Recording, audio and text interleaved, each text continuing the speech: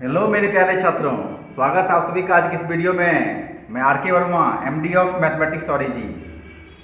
आज आप लोग को डिफरेंशिएशन स्टार्ट कर रहे हैं। डिफरेंशिएशन कैलकुलस का एक बहुत ही इम्पोर्टेंट चैप्टर है और इसका काफ़ी यूज हम लोग करते हैं दूसरे सब्जेक्ट में भी, खास करके फिजिक्स हो या केमिस्ट्री हो। आजकल तो इसका यूज कुछ आर्ट्स पेपर में भी बखूबी होता है, कॉमर्स में भी इसको पढ़ाया जाता है।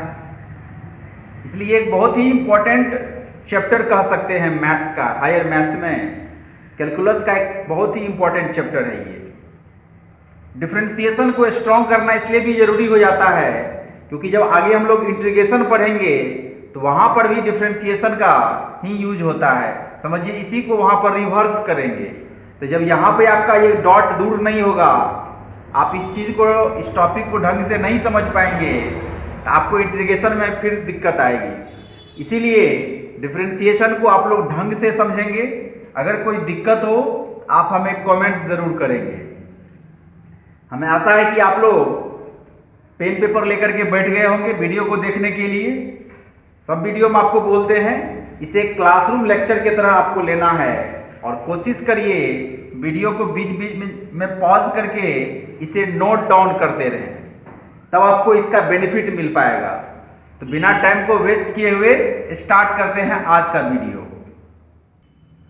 डिफरेंशिएशन जो होता है, आपको पीछे डिफरेंशिएबिलिटी बताए थे। उस डिफरेंशिएबिलिटी में आपको बताए थे कि जो वो वहाँ एलएचडी आरएचडी निकल रहा है, एक्चुअल में वो वैल्यू डिफरेंशियल कॉफिशिएंट ही होता है। तो हर एक फंक्शन का अगर आप एलएचडी आरएचडी निकाल करके देखें कि वो दोनों इक्वल हो रहा है तो वही आपका डिफरेंशियल कॉफिशिएंट बन जाता है। तो उस एलएचडी आरएचडी को एक साथ मिक्सअप कैसे करते हैं, जरा उस चीज को यहां हम देखते हैं। सबसे पहले इसका डेफिनेशन अगर देख लें,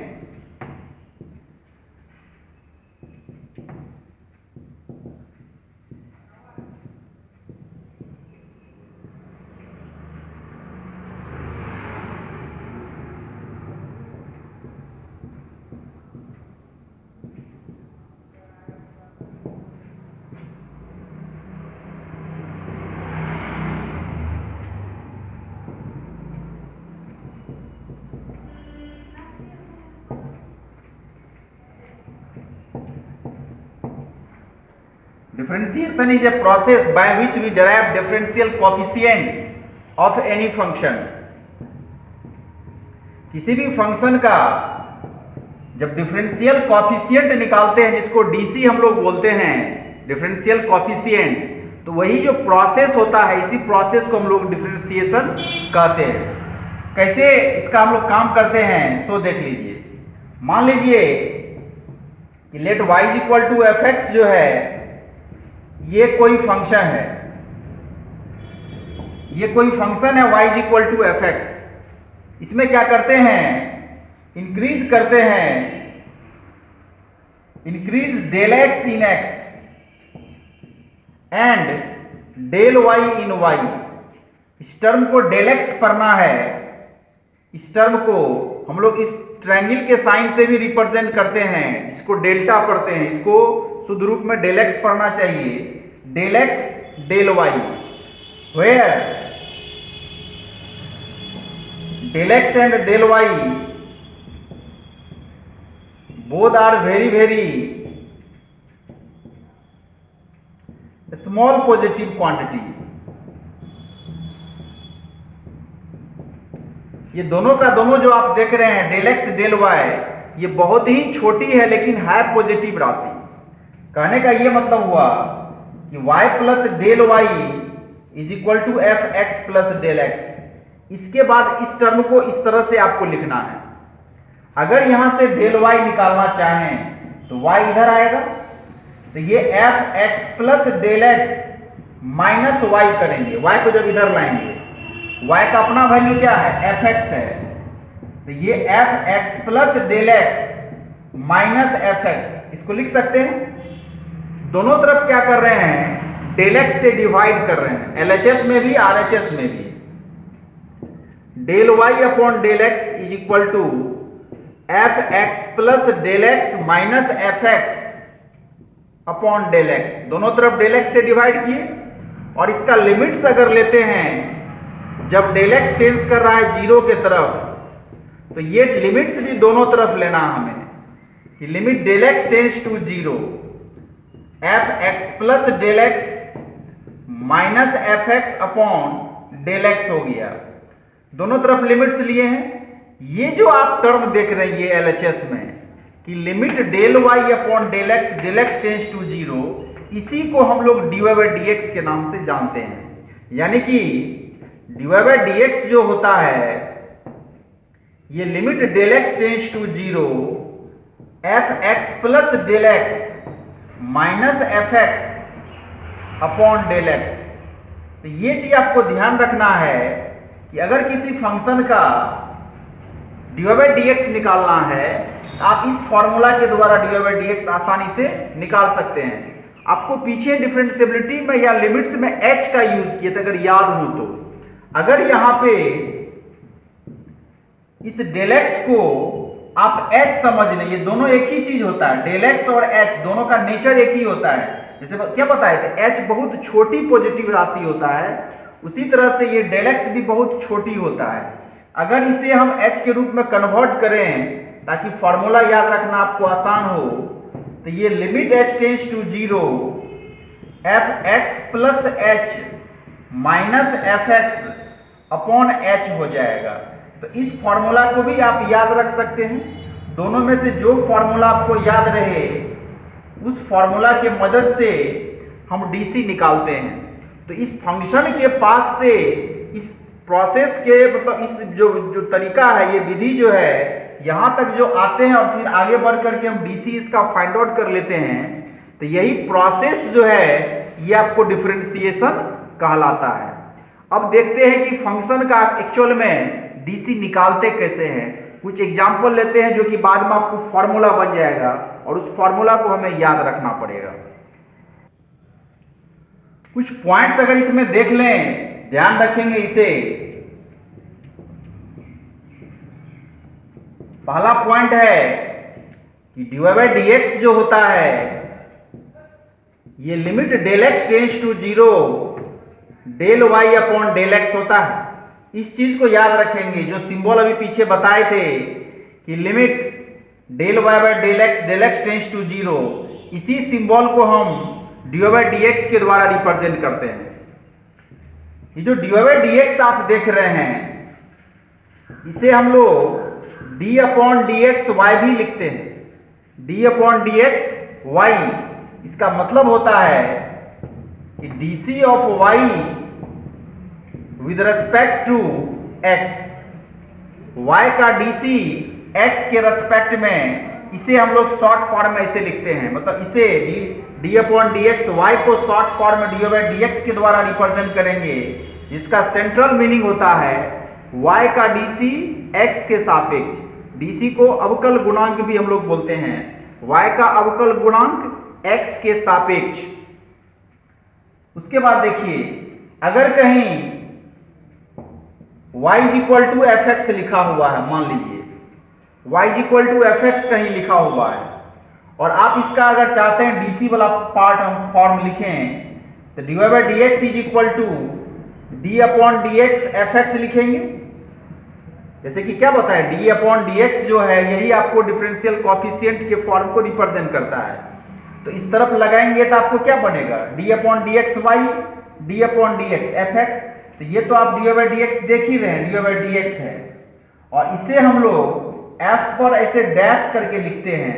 ये दोनों एक ही चीज होता है, dy बाई डी एक्स बोलिए कि f डैश x बोलिए, दोनों एक ही चीज होता है। लेकिन इसे ध्यान रखना है, इसे पढ़ने के लिए हम लोग f प्राइम x का इस्तेमाल करते हैं।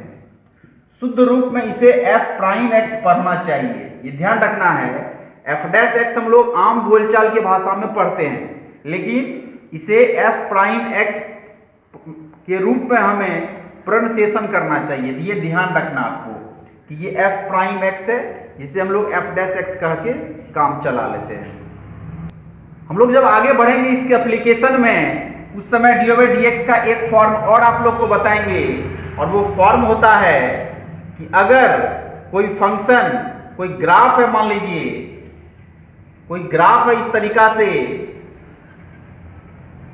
और यहां पे मान लीजिए टेंजेंट ड्रॉ किए हैं, तो ये टेंजेंट अगर ड्रॉ किए हैं और यहां पर ये एंगल साई बना रहा, मान लीजिए ये साई एंगल अगर है, जिसे थीटा अल्फा बीटा बोलते हैं, वैसे ही ये साई एंगल है, तो अगर एंगल पता है तो इस पॉइंट P पर का ये टेंजेंट कहलाता है, स्पर्श रेखा कहलाता है। तो स्पर्श रेखा अगर यहाँ पे पॉजिटिव एक्स एक्सिस के साथ एंटी क्लॉकवाइज डायरेक्शन में एंगल साई बनाता है, ये आपका y एक्सिस है मान लीजिए, तो P पॉइंट पर का जो स्लोप होगा, slope of tangent at point P, ये आपको टेन साई हो जाएगा, यानी जितना एंगल बना है उसका टेंजेंट, यही आपको स्लोप होता है। और ये टेन साई जो है इस P पॉइंट पर के, अगर ये फंक्शन मान लीजिए y इक्वल टू fx है, तो ये dy बाई dx जो होगा, dy by dx at P, ये आपको ये टेन साई के बराबर होगा। तो ये चीज ध्यान रखना है कि जब हम लोग DC निकालते हैं dy बाई dx किसी भी पॉइंट पर का या किसी भी लाइन का, तो ये एक्चुअल में उस लाइन के या स्लोप के उस पॉइंट पर के टेंजेंट का स्लोप को रिप्रेजेंट करता है ये। तो ये आगे इस पर हम फिर से चर्चा करेंगे। आपको सिर्फ यहाँ एक आपको तरीका बताए कि dy बाई dx जो निकाल रहे हैं, कि बोल रहे हैं कि ये डिफरेंशियल कॉफिशिएंट है, एक्चुअल में ये क्या है? तो एक्चुअल में ये स्लोप को रिप्रेजेंट करता है, या तो लाइन का स्लोप होगा, अगर बोलते हैं कि स्लोप है लाइन का तो लाइन का स्लोप होगा, या बोलते हैं कि कर्व का स्लोप है तो कर्व का स्लोप नहीं होता, बल्कि कर्व के हर एक पॉइंट पर जो टेंजेंट ड्रॉ करते हैं उस टेंजेंट के स्लोप को ये रिप्रेजेंट करता है। जितना भी फॉर्मूला हम लोगों ने पढ़ा है उस सभी फॉर्मूला का डेरिवेशन हम कर सकते हैं। समझिए वो डेरिवेशन उसका प्रूफिंग ही होता है। जैसे कि ये पहला फॉर्मूला है y is equal to x to the power n, इसका DC आप लोग को याद होगा, इसका DC क्या होता है? n x to the power n minus 1। Actual में वो कैसे होता है, जरा उस चीज को अगर देखें और अगर इसे बेसिक रूल से बनाएंगे तो जो पीछे आपको बताए थे फर्स्ट में जो डेरिवेशन का कि y में डेल y इंक्रीज करिए, x में डेल x इंक्रीज करिए, फिर आगे बढ़िए, उसका फाइनल स्टेप को यहाँ पर हम लिख रहे हैं कि अगर इस चीज उस टर्म को लिखने के बाद dy बाई dx की जब बात करते हैं हम लोग, तो क्या लिखते हैं? हम लोग लिखते हैं कि limit h tends to 0 fx plus h minus fx upon h, ये चीज बताई थी। अगर आपको ध्यान हो, ये जो f है, ये f क्या, y को ही fx बोलते हैं। तो ये ध्यान रखिए यहाँ पे कि y अगर x to the power n है तो आपको fx जो है ये x to the power n होगा, और fx अगर x to the power n है तो fx प्लस h क्या होगा? तो यहाँ पे x प्लस h पे पावर n हो जाएगा। fx का वैल्यू अगर x to the power n है तो x के जगह पर x प्लस h अगर रखेंगे, इधर भी x प्लस h आ जाएगा। इस वैल्यू को इसमें डालिए, तो डालने से ये किस फॉर्म में जाएगा सो देखिए, ये आपको हो जाएगा x प्लस h पे पावर n माइनस x पे पावर n अपॉन h, इस फॉर्म में आ जाएगा। ये आपको a प्लस b पे पावर n, यहाँ पे बाइनोमियल थ्योरम का रूल आपको अप्लाई करना है। तो इसके बाद का स्टेप कैसे लिखते हैं जरा उसको देखिए कि लिमिट h टेंड्स टू 0, इसका फॉर्मूला क्या होता है? a plus b power n का, याद है? नहीं है तो आप देख सकते हैं, वैसे मैं यहाँ लिख दे रहा हूं, a to the power n मतलब x पे power n, a to the power n होता है ना, उसके बाद क्या होता है? n a to the power n, a to the power n minus 1 into b, b means h, फिर क्या होता है? n into n minus 1 upon factorial 2 a to the power n minus 2 b square मतलब h square. इसी तरह से ये बढ़ते जाएगा कहां तक? लास्ट में h to the power n तक, b पे पावर n तक। तो ये हो गया आपको a प्लस b पे पावर n का ये एक्सपेंशन का फॉर्मूला। लास्ट में आपको x to the power n लिखना है और सबसे नीचे में आपको h है ही।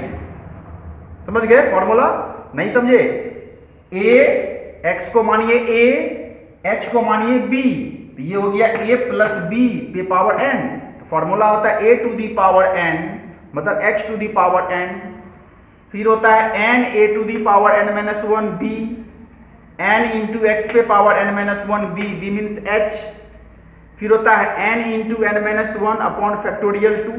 देख रहे हैं यहाँ पे a to the power n minus 2 मतलब x पे power n minus 2, b square मतलब h square and so on, इस तरह से बढ़ते जाता है। लास्ट में होता है b पे पावर n, h पे पावर n हो गया, लास्ट में x to the power n है तो लिखे हैं। ये माइनस में और ये प्लस में कैंसिल होगा। अगर इस h से सब में डिवाइड करें तो एक एक पावर ये घट जाएगा। तो लिमिट h टेंड्स टू 0, इसमें जब डिवाइड करेंगे तो ये कैंसिल होगा, तो n x to the power n minus 1 होगा। इसमें डिवाइड करेंगे n into n minus 1 upon factorial 2 x to the power n minus 2, h square में h से डिवाइड करेंगे तो एक h बचेगा। इसके बाद वाला जो h क्यूब होगा उसमें डिवाइड करेंगे तो स्क्वायर बचेगा, इसके बाद h क्यूब बचेगा। इसी तरह से लिखते हैं हायर पावर ऑफ h, मतलब h का उच्चतम घात जो है लास्ट तक आपको मिलेगा। और आप h कहाँ ले जा रहे हैं? h टेंड्स टू 0 हो रहा है, तो सेकेंड टर्म के बाद लास्ट तक के टर्म में h है, तो h का वैल्यू 0 होगा तो क्या होगा? ये फर्स्ट टर्म के बाद जितना भी टर्म होगा ये सब का सब 0 हो जाएगा। तो आपको क्या बचा? बचा n x to the power n minus 1। तो यही आपको इसका डिफरेंशियल कॉफिशिएंट का फॉर्मूला हो गया। तो हम लोग इसे याद रखते हैं कि x to the power n का dc क्या होता है, तो बोलना है n x to the power n minus 1। कहने का ये मतलब हुआ कि अगर एग्जाम्पल अगर देख लें कि कहीं लिखा हुआ y is equal to x cube, y is equal to लिखा हुआ x क्यूब और हमें dc लेना है dy बाई dx, तो क्या होगा? फॉर्मूला के अनुसार 3 इंटू एक्स पे पावर 3 माइनस 1 यानी 3x स्क्वायर। तो ये 3x स्क्वायर ही इसका dc हो गया, डिफरेंशियल कॉफिशिएंट हो गया। इसे हमें याद रखना है। दूसरा फॉर्मूला ले रहे हैं y equal to sine x, trigonometry का ये y equal to sine x का क्या मतलब समझ रहे हैं कि fx जो है ये साइन x है। fx अगर साइन x है तो fx प्लस h कितना होगा? तो साइन x प्लस h हो जाएगा। अब अगर डायरेक्ट फॉर्मूला हम लगाएं इसका, तो फॉर्मूला क्या होता है dy बाई dx का? बोलिए, limit h tends to 0 fx plus h minus fx upon h। अगर इसमें सबका वैल्यू डालें तो ये फॉर्म आपको कैसे दिखेगा सो देख लीजिए। ये आपको जाएगा limit h tends to 0 sine x plus h minus sine x upon h हो जाएगा। दोनों का वैल्यू ऊपर से डाल दिए। ऊपर यहां एक फॉर्मूला लग रहा है sine c minus sine d का। फॉर्मूला क्या होता है बोलिए? 2 cos c plus d by 2 into sine c minus d by 2। याद है formula? 2 cos c plus d by 2 sine c minus d by 2। ये x कैंसिल हो जाएगा। नीचे में आपको h है ही। एक स्टेप आगे बढ़ते हैं तो ये आपको 2 cos 2x plus h by 2 होगा और यहां पे ये h बाई 2 आपको बचेगा। यहां पे इस h को केवल हम साइन में डिवाइड करके लिखते हैं, क्योंकि आपको पता है cos में डिवाइड का तो कोई रूल ही नहीं है। cos में तो लिमिट्स का अकेला फॉर्मूला लगता है। अब यहां पर आपको ध्यान रखना है, थोड़ा सा अगर आगे बढ़ें, इस 2 से अगर दोनों में डिवाइड कर लें तो x प्लस h बाई 2 होगा। अगर याद हो तो साइन के एंगल में h/2 है, तो यहां भी h/2 लिख रहे हैं, तो h के जगह पर h/2 लिखे, यानी 1/2 एक्स्ट्रा लिखे हैं। ऊपर 1/2 से क्या किए, मल्टीप्लाई कर दिए, ताकि ये 1/2 कैंसिल हो जाएगा तो h बचेगा।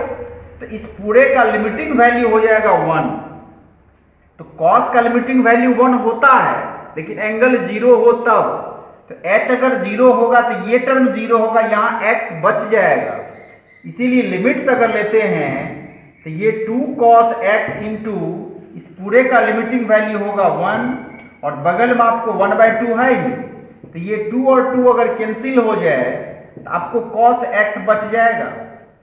तो कहने का ये मतलब हुआ कि इसका DC अगर हम लोग देखें तो यहां cos x लिखना है, यानी कि sin x का जो DC होता है ये cos x होता है। ऐसा हम लोगों ने पढ़ा है, ये उसका प्रूफिंग हुआ एक तरह से।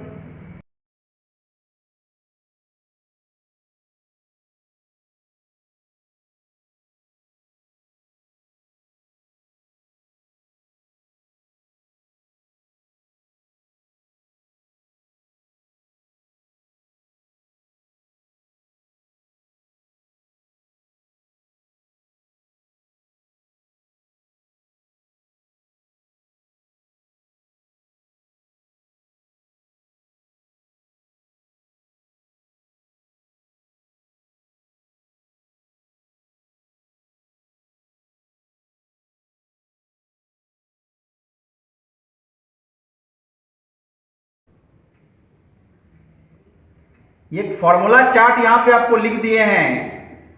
ये जितना भी फॉर्मूला आप देख रहे हैं, ये पहला है, ये दूसरा है, ये तीसरा, चौथा, पांचवा, छठा, सातवां, आठवां, नौवां, समझिए 9 फॉर्मूला यहां हमने लिखा है। आपका ये काम है कि इसका प्रूफिंग खुद से करना है। जैसे आज आप लोग को बताएं, आज आप लोग को x to the power n का बता दिए हैं, n x to the power n - 1 होता है। sin x का बता दिए हैं, sin x का DC cos x होता है। लेकिन उसे फिर से अपने से बनाएंगे, और उसके बाद जो छोड़ दिए हैं उसको बनाने का कोशिश कीजिएगा। तब जो नहीं बनेगा तो आपको अगले वीडियो में इसका सॉल्यूशन फिर कर देंगे। हमें आशा है कि आज के इस वीडियो में आप लोग डिफरेंशिएशन को अच्छी तरह से समझे होंगे। कोई दिक्कत अगर हो आप हमें कमेंट्स ज़रूर करिएगा। कोशिश करिए इस वीडियो को पूरे अपने फ्रेंड सर्किल में रोटेट करें, और इसका अधिक से अधिक इस्तेमाल खुद भी करें और अपने दोस्तों को भी कराएं। फिर आप लोगों से मिलते हैं अगली वीडियो में। तब तक के लिए आप सभी को बेस्ट ऑफ लक।